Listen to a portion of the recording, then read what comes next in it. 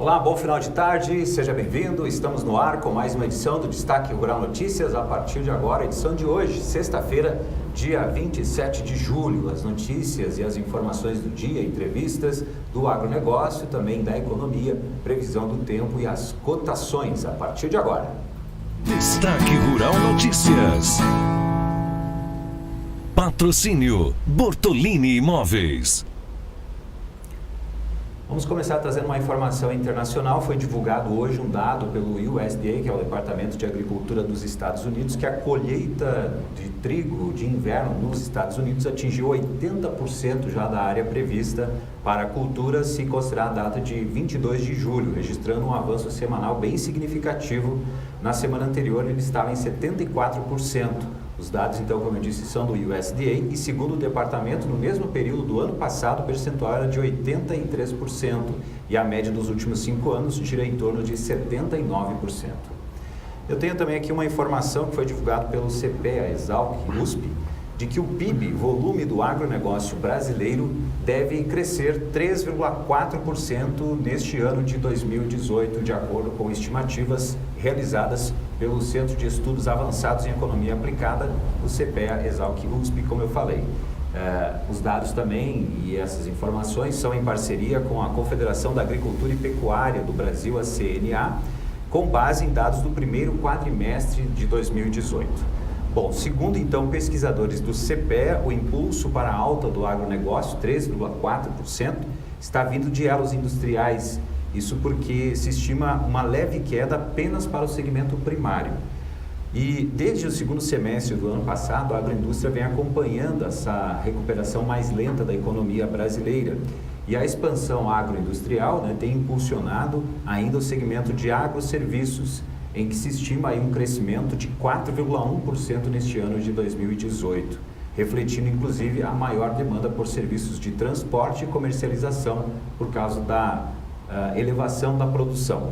No caso do segmento primário do agronegócio, que é o único aí que vem registrando queda em termos de PIB e volume, os pesquisadores do CPEA ressaltam que tal variação leva em conta o patamar recorde de produção agrícola, sobretudo de grãos, e o alto crescimento do segmento no ano passado, 2017.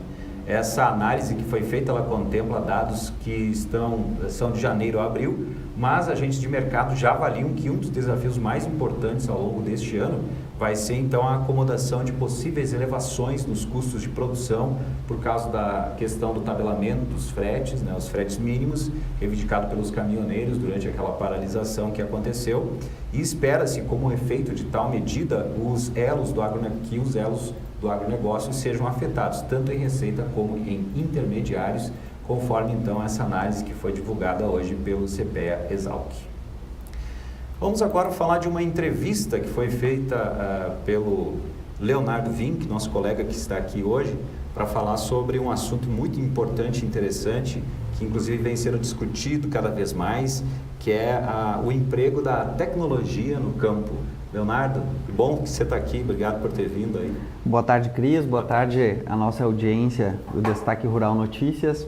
Bem, ontem tivemos o anúncio do Censo Agropecuário, Sim. E dentre as informações, a informação do uso de tecnologia está bem evidente nesse segmento. Crescendo bastante, E demonstra muito, Cris, o quanto o agronegócio tem investido e quanto o agronegócio tem desenvolvido também, Eu trouxe alguns dados aqui, por exemplo, que representam um pouco desse acesso à tecnologia pelo campo. De 2006 para 2017, 2006 quando foi o último censo e 2017 quando agora realizado esse que foi divulgado ontem, o número de tratores na propriedade aumentou em quase 50%. Hoje são 1.200.000 unidades e cerca de 734 mil estabelecimentos comerciais, estabelecimentos agropecuários utilizam tratores. Outro número importante é a respeito do uso da irrigação. 52% também de aumento no número de equipamentos para irrigação. Hoje são aproximadamente 502 mil equipamentos para irrigação. ou melhor, 502 mil áreas irrigadas. Certo. A que se refere à área. Então, são 502 mil localidades com irrigação. E uma área de 6.913 hectares.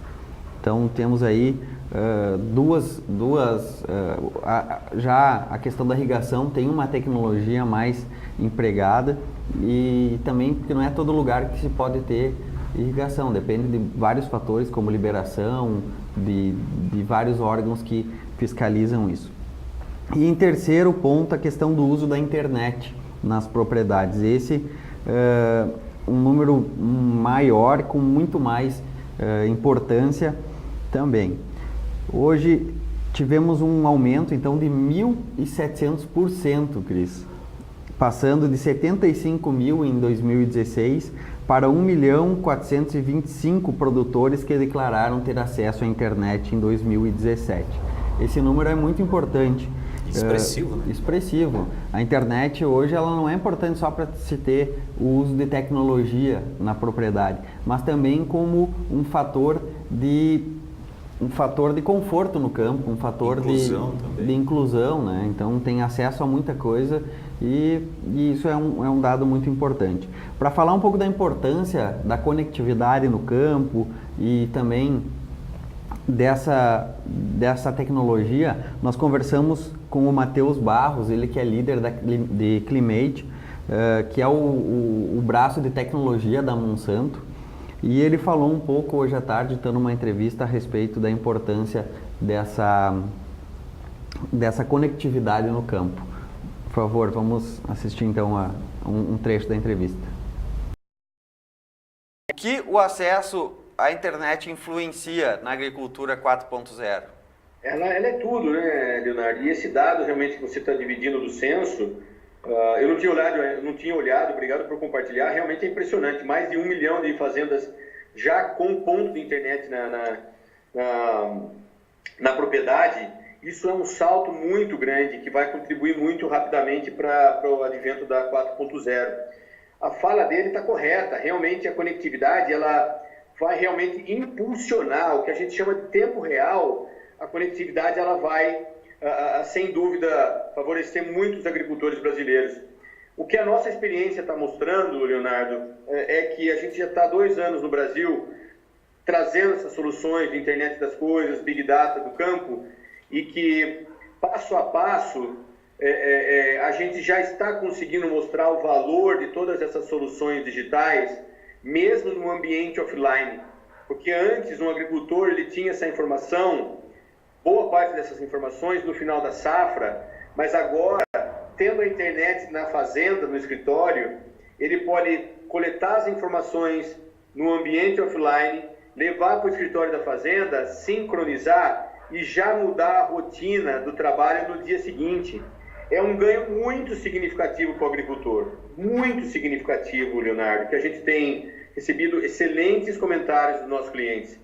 E não só da nossa tecnologia, mas de outras inúmeras soluções digitais que já estão preparadas para trabalhar no ambiente offline, coletar as informações e sincronizá-las na sequência. A gente escutando nossos clientes, a gente desenvolveu um aplicativo que chama FieldView Sync, que é de sincronismo. Vou usar essa foto que está atrás de você, que tem um exemplo de 6, 7 máquinas, que o agricultor basta chegar perto da máquina, 2 metros, e que um celular vai coletar essas informações que estão sendo geradas pela máquina. Em 30 segundos você coleta 1 dia de trabalho. Então, você, nesse caso, que tem aproximadamente 6 máquinas, você vai coletar no máximo em 3 minutos 1 dia de trabalho, coloca o teu telefone no bolso e assim que você entrar na cidade ou no teu escritório com Wi-Fi, essas informações vão para a nuvem e já estão disponíveis para a tua tomada de decisão. E a maioria dos sistemas, eles já estão também, no nosso caso também, já aquele agricultor que tem uma internet na sua fazenda ou um 4G, já tem todo o benefício em tempo real. Eu não tenho dúvida que esses números que você compartilhou e vendo inúmeras iniciativas de empresas, startups, até mesmo das operadoras de telefonia, das grandes operadoras de telefonia, Todo mundo está olhando para o agronegócio como uma grande oportunidade e a gente vai dar passos importantes com relação a isso. Você já vê programas do governo de incentivo à internet das coisas, mas a boa notícia, Leonardo, é que a gente não precisa esperar ter um 4G na sua fazenda para você já mergulhar nesse mundo digital e já começar hoje a coletar essas informações que vão ajudar você a tomar uma melhor decisão e já vão ajudar você a produzir mais.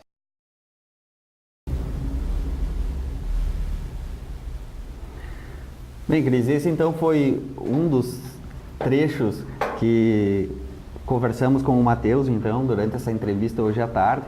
Ele fala também na questão do Climate Field View, que é uma tecnologia que a Monsanto vem trazendo, que faz a reunião de todos os dados, mapas de plantio, mapas de semeadura, clima, fertilidade, e reúne todas essas informações e joga relatórios para o produtor tomar uma decisão mais adequada. Então, a entrevista completa ela vai estar no nosso site, logo mais vai estar na nossa página no YouTube, e quem quiser acompanhar, então fica à vontade, só entrar lá no YouTube /Destaque Rural. Sim.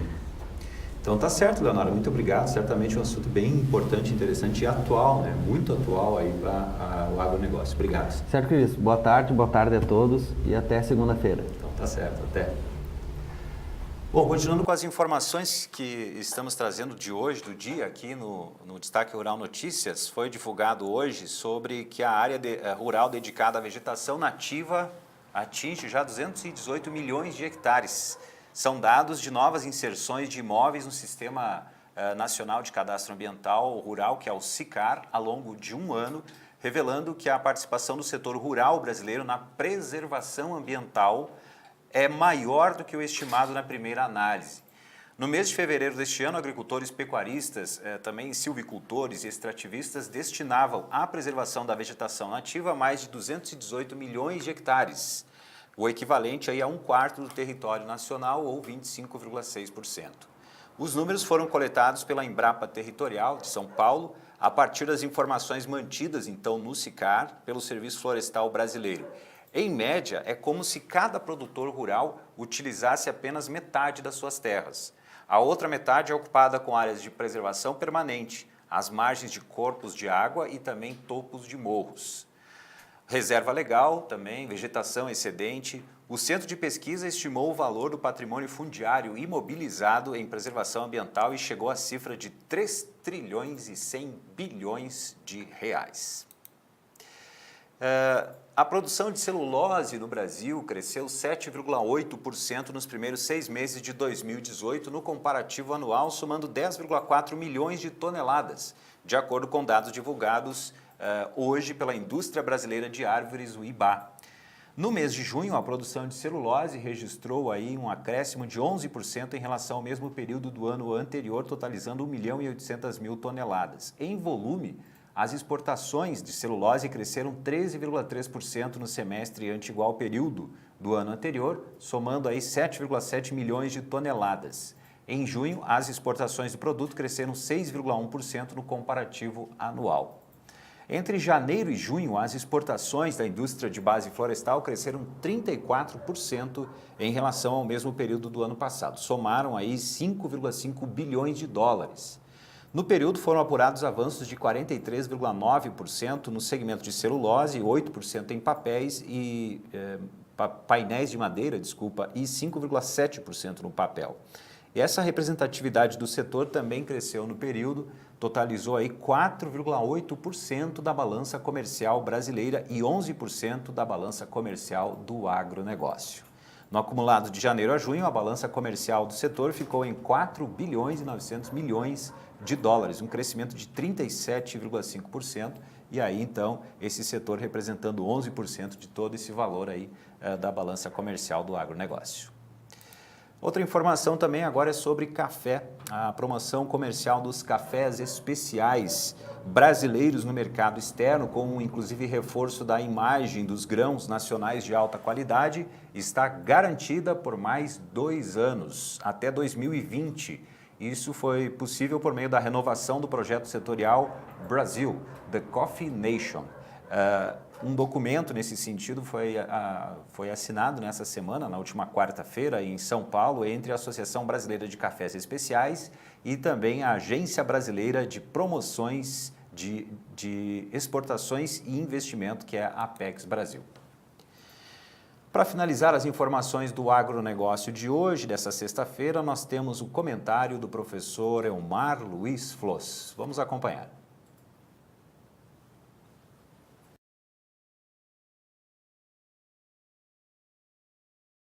Olá, amigos. Essa é uma semana especial. No dia 25 de julho, comemorou-se o Dia do Colono. Essa data ela é comemorada apenas no Rio Grande do Sul e alguns municípios de Santa Catarina, e ela é alusiva ao dia 25 de julho de 1824, quando os primeiros colonos alemães chegaram no Rio Grande do Sul. Na verdade, não eram apenas agricultores, ali vieram profissionais das mais diferentes áreas, mas é evidente que a maioria dos imigrantes foram trazidos para trabalhar para a agricultura. E logo depois dos alemães vieram os italianos, os holandeses, os poloneses e tantas outras etnias que construíram a agricultura do Rio Grande do Sul, como também em Santa Catarina, depois subiram ao Paraná, e hoje, se a gente olhar o sobrenome, eles estão fazendo a agricultura do Brasil Central, esse Brasil dessa agricultura tão pujante. Mas o dia 28 de julho é o dia do agricultor propriamente dito. Ou seja, essa data foi criada para comemorar o dia 28 de julho de 1960, quando o presidente da República, Juscelino Kubitschek de Oliveira, criou o Ministério da Agricultura no Brasil. Pela primeira vez tínhamos um ministério para cuidar das questões dos agricultores. Então são datas realmente muito importantes, porque são aqueles que estão diretamente envolvidos com a produção de alimentos, não apenas para abastecer o mercado interno, mas também para bater recordes de exportação a cada ano que passa. E são essas divisas do agronegócio, seja na produção vegetal, de grãos especialmente, ou da produção animal, as carnes, que fazem o desenvolvimento e financiam todo o progresso brasileiro nesses últimos anos. Então são datas que merecem ser comemoradas. Parabéns a todos os produtores brasileiros, independente do tamanho da propriedade e independente da atividade econômica que desenvolvem. Um abraço e até a próxima semana.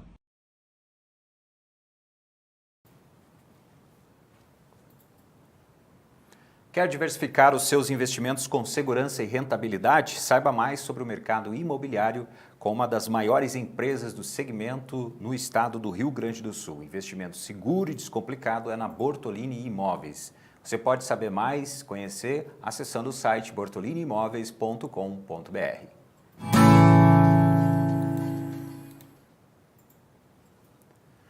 Vamos então às informações de economia, começando falando que o Tesouro Nacional revisou a projeção de insuficiência para o cumprimento da regra de ouro neste ano de 102,9 bilhões de reais em maio para 98,4 bilhões em junho. De acordo com o órgão, a redução no rombo esperado para o cumprimento da regra constitucional é por causa do pagamento antecipado de 70 bilhões pelo BNDES, que é o Banco Nacional de Desenvolvimento Econômico e Social, e a utilização de 27,5 bilhões de reais de recursos do Fundo Soberano e de 17,4 bilhões de reais do Fundo Nacional de Desenvolvimento. Também temos a informação de que a diretoria colegiada da ANP, Agência Nacional de Petróleo, Gás Natural e Biocombustíveis, aprovou hoje o início do pagamento da subvenção econômica à comercialização de óleo diesel que foi estabelecido pela medida provisória 838 de 2018, que foi resultado então das negociações do governo durante a greve dos caminhoneiros. O pagamento vai começar nos próximos dias. Ele faz parte do cálculo para permitir a queda em 46 centavos no litro no preço do diesel nas refinarias. Deste valor, 16 centavos seriam obtidos por meio da redução de tributos e a diferença de 30 centavos entraria então no cálculo por via de subvenção. Hoje também saiu informação sobre que tem um número maior de inadimplência de empresas desde setembro de 2016, aliás. O número de empresas com contas em atraso e registradas em cadastros de inadimplentes aumentou 9,41% no mês de junho, se comparar com o mesmo mês do ano passado. Essa elevação, como eu falei no início, ela é mais acentuada desde dezembro de 2016, quando o indicador tinha registrado o crescimento de 9,61%. Esses dados foram divulgados hoje, são do indicador de inadimplência da pessoa jurídica apurado pelo SPC Brasil, que é o Serviço de Proteção ao Crédito. Hoje também foi divulgado dados da confiança do empresário da indústria. O índice de confiança da indústria, que é medido pela Fundação Getúlio Vargas, ele ficou estável na passagem de junho e julho deste ano.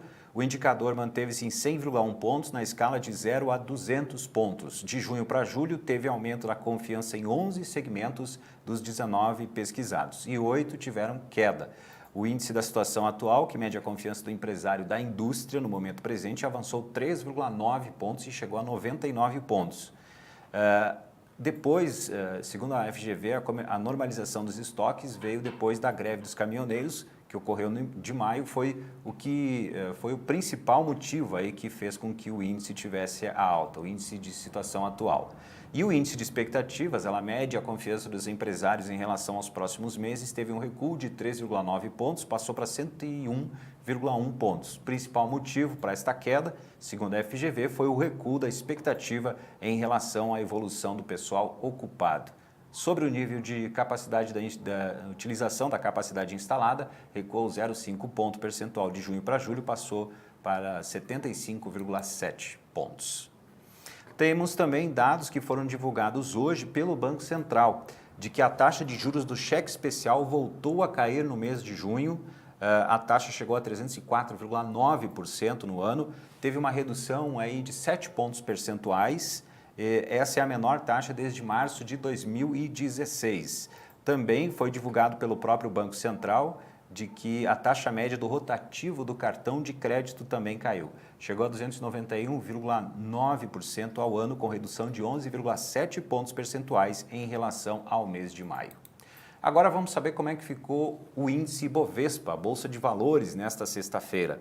O índice, segundo os analistas, chegou a perder força durante a tarde de hoje, mas conseguiu se manter no positivo, apesar de uma pressão externa bem forte, porque foi um dia de uma nova derrocada de ações da tecnologia, parecido com o que aconteceu ontem com o Facebook. Hoje também essas derrocadas das ações de tecnologia foi liderada pelo Twitter, que desabou 20% após resultado. Também outro assunto que também esteve no radar aí durante todo o dia, uma pesquisa eleitoral que foi divulgada pelo XP e PESP, que mostrou Geraldo Alckmin atingindo seu maior patamar já registrado em intenções de voto.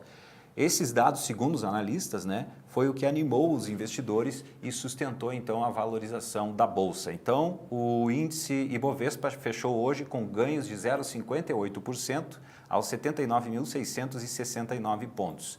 E em relação ao dólar, o dólar comercial teve queda hoje de 0,77%, ficou cotado a R$ 3,71, R$ 3,7179 na venda e encerrou a semana com perdas acumuladas de 1,48%. Vamos agora atualizar o clima, como fica para o final de semana.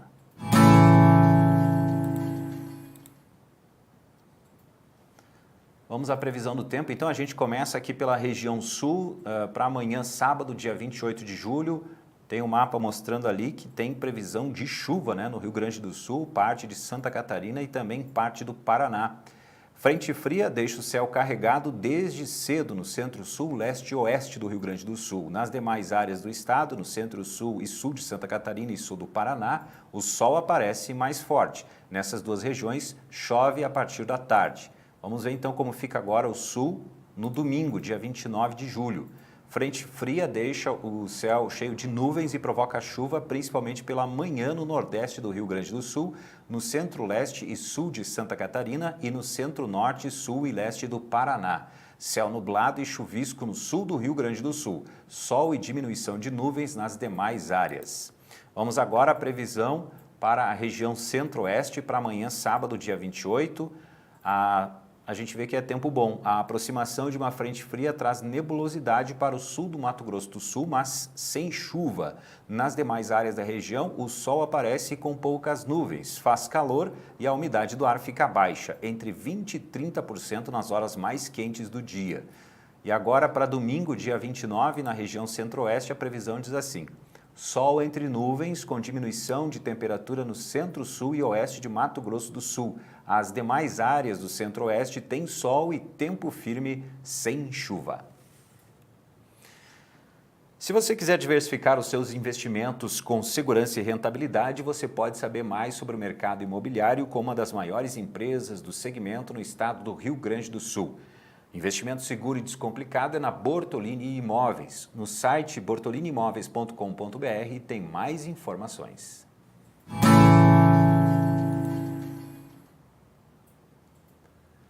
Hora de atualizarmos então as cotações dessa sexta-feira, dia 27 de julho. A gente começa sempre pelo farelo de soja, tonelada, em Ponta Grossa, R$ 1.380.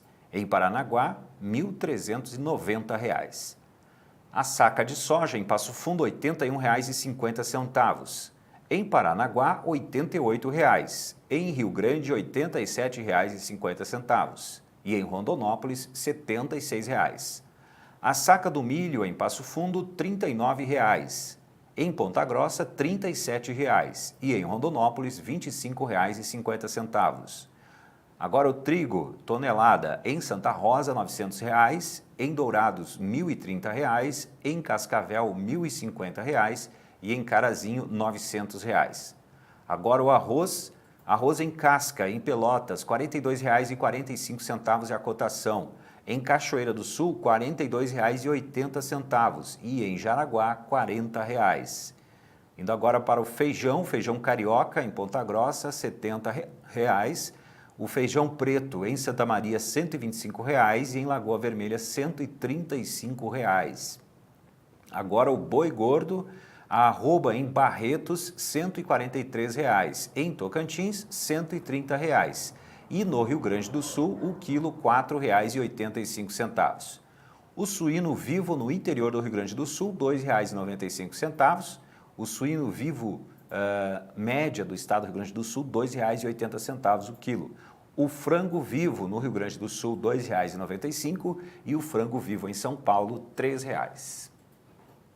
Ficamos então por aqui com mais uma edição do Destaque Rural Notícias e a gente te lembra, né, que a gente vai ao ar ao vivo sempre a partir das 18 horas de segunda a sexta-feira com o Destaque Rural Notícias. O programa fica gravado, você pode acompanhar a qualquer momento, pode inclusive comentar nas redes sociais e também através do WhatsApp. O número é o 549-9116-9140.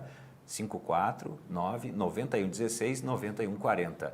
Lembrando também que temos um canal no YouTube que você pode acompanhar o programa e também reportagens, entrevistas e outras informações. E também no site destaquerural.com.br. A gente vai ficando por aqui, um bom final de semana e também parabéns ao agricultor no seu dia amanhã, sábado, dia 28 de julho. Destaque Rural Notícias. Patrocínio Bortolini Imóveis.